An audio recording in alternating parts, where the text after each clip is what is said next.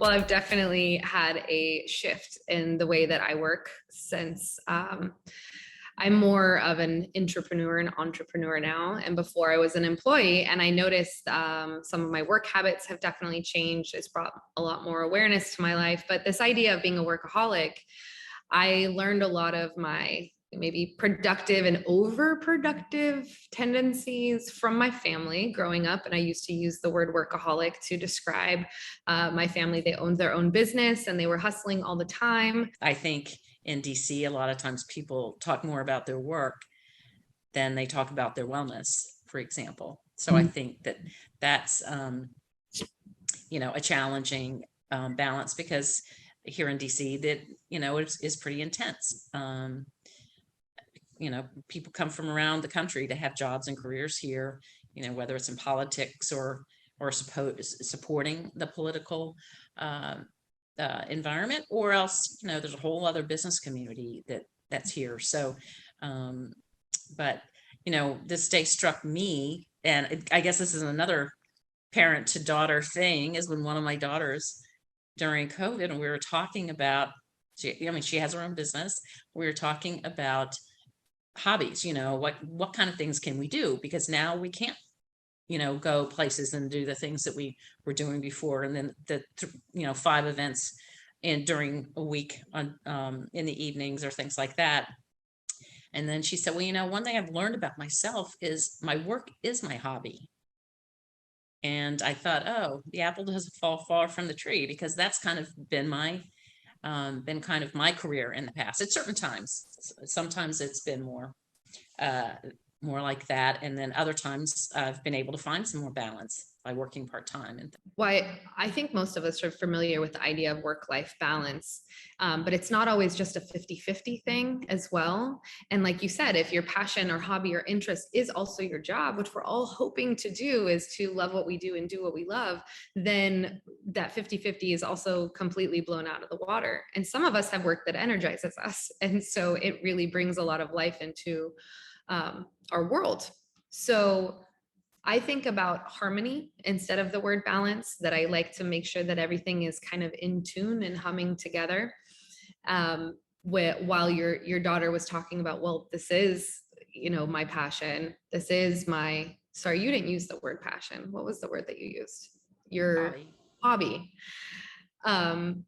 I was talking to a friend about how it feels to get ready for work versus to get ready for my day. And even just a small mindset shift, I'm not getting ready for work. This is what I like to do every day. I like to get up and go to work and go support members of Hera Hub and talk to people and connect with them.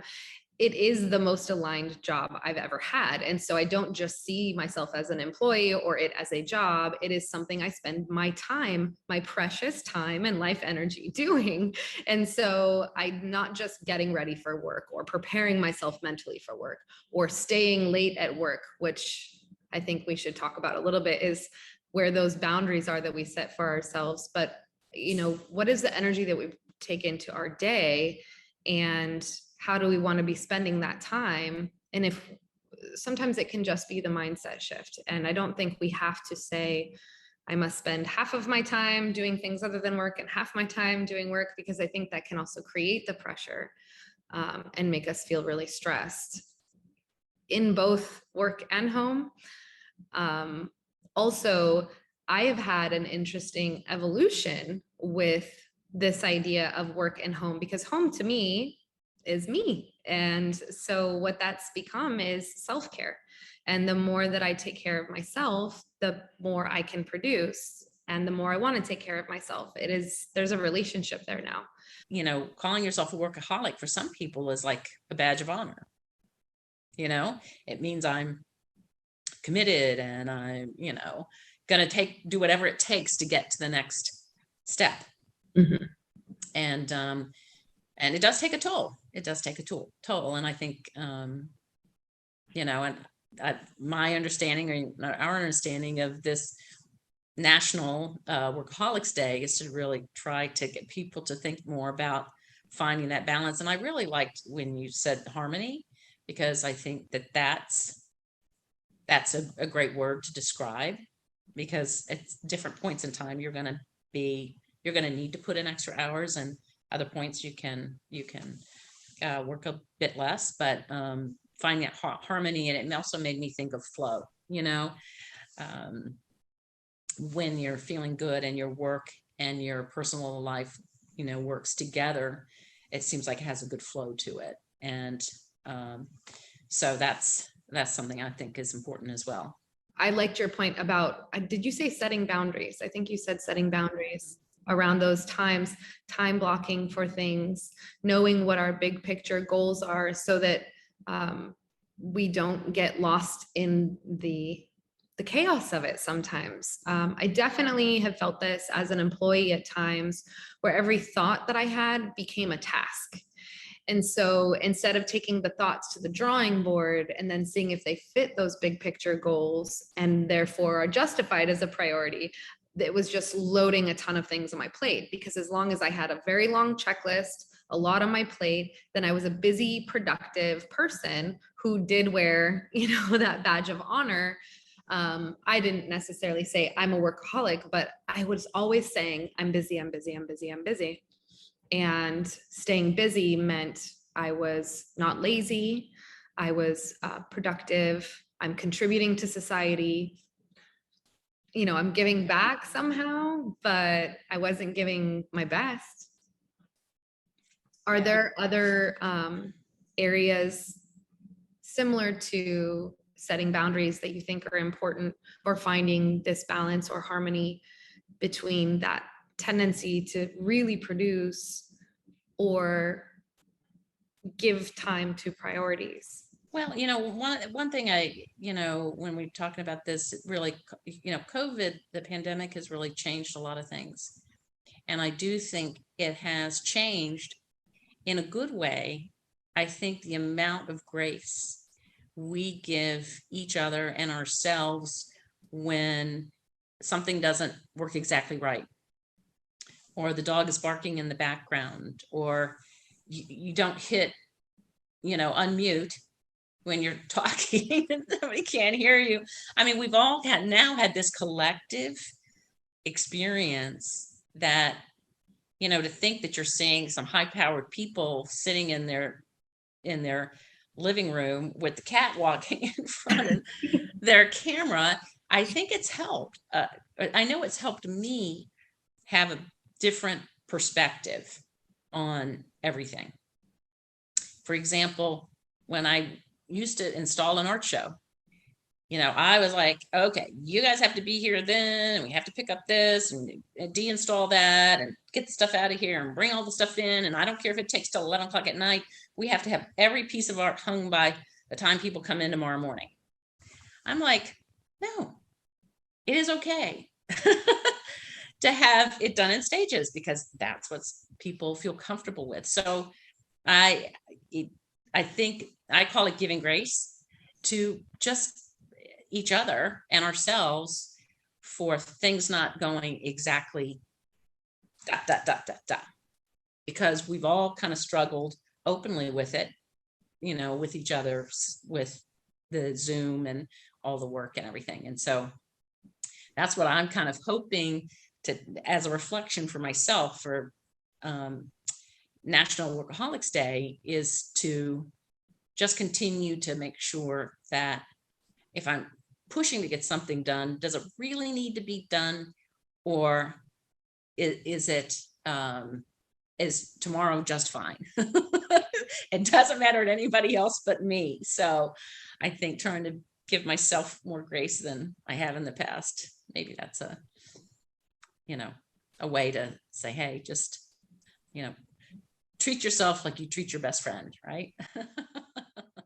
Julia, I love that. I love calling it giving grace as well, because I think first we tend to do that better for other people, but then giving it to ourselves is really nice because it takes that pressure off.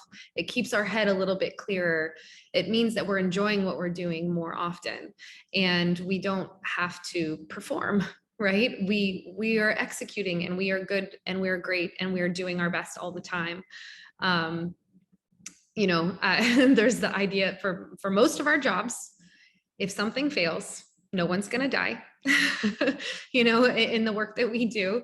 And so it's important to remind ourselves and our minds and our bodies that we are not in danger here, right? We put these pressures and stresses on ourselves. And this idea of grace that you're learning through the COVID process and changing some of your approach, I think you had said before, you're like, I don't want to go back to some of that. And hopefully we can break a little bit of the status element around working hard. You had said in DC in a previous conversation that there's a lot of status, right, around work really hard. I've talked to international workers, like either colleagues in other countries or students in other countries in my previous job, who said, man, your American culture of working past a certain time is starting to affect our culture.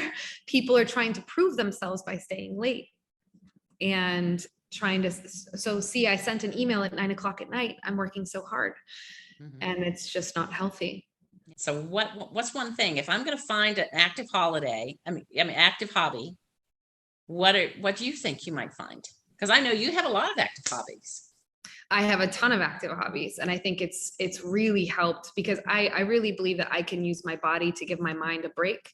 As a person I'm in my head a lot. If everything goes quiet around me, my brain turns on, right? It starts spinning and thinking. And sometimes those thoughts are about work, but it's not bad. It's just what my brain is excited to think about. And sometimes it is anxiety and it's stress. It's worry about the past and worry about the future. So I'm a very physically active person. I play a lot of sports. I do, I build those hula hoops. I'm like, now I'm going to send you a hula hoop, Julia. Because then you can kind of play and activate your body as a way of quieting your mind. I also have two members that I'd interviewed previously about the way that they tap into nature so that they can relax their mind, and how just solutions to problems come up naturally. And all they did was give themselves a break and get out in some fresh air. I really think thematically lately, one that I can take a hold of right now is asking for help. I need to produce feeling is getting quieter. I'm getting better at that. I think these things take a lot of time and practice and some mindfulness around it. I'm noticing I hold on to a project or a task a little bit too long before I reach out for help. So I'll get to a hurdle or a barrier, a stopping point, and I say, okay, I'm going to come back to this because something got hard or something got in my way. And I was like, I'll come back to this because I have a million things to do. So I'll go do, 10 of those other million things and look back at it. And maybe 3 days has gone by and it hasn't moved, or a week has gone by and it hasn't moved. I'm like, this is when I need to ask for help. I either need to talk it out with somebody, or I need to just delegate and say, I hit a stopping point. Who can help me? So I think really activating the asking for help for me would help. This is a time for reflection. It's not a time for perfection. We can't just change our life because we're suddenly inspired, but we can try to build the momentum around a new idea and build new practices. So that's one for me. I'm going to be asking for more help. And well, that's another thing too, like talking about these things and having accountability to it. Sometimes we get stuck in our head, and if we just take a few minutes and talk, we can give ourselves some fresh ideas and get some clarity around it, so we don't have to carry the burden of the word workaholic.